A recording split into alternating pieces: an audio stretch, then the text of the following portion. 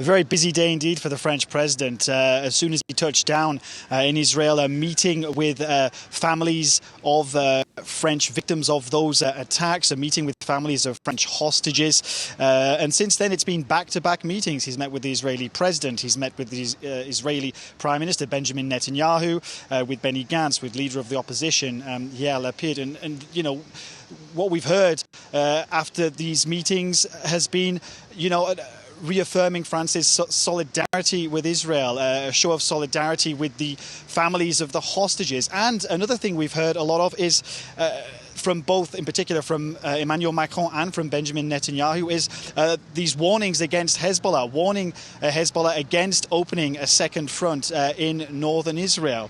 So, a real show of unity with Israel and with Benjamin Netanyahu. Also ongoing, a meeting with the Palestinian president, Mahmoud Abbas, designed by the Elysee to show that Emmanuel Macron is listening to all sides before he heads to Jordan later tonight to meet with King Abdullah.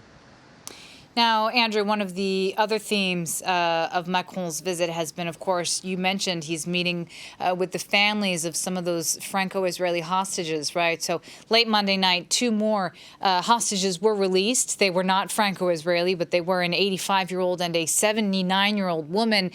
What do we know now about the conditions of their captivity?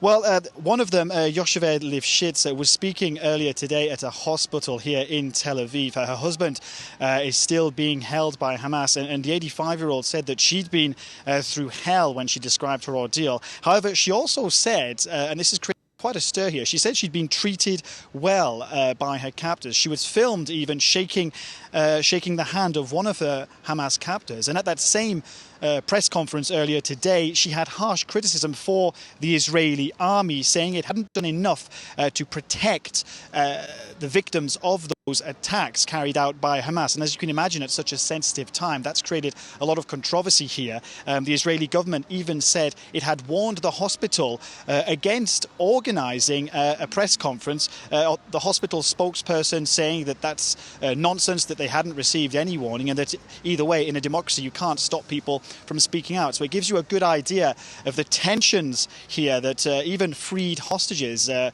being criticised for speaking out.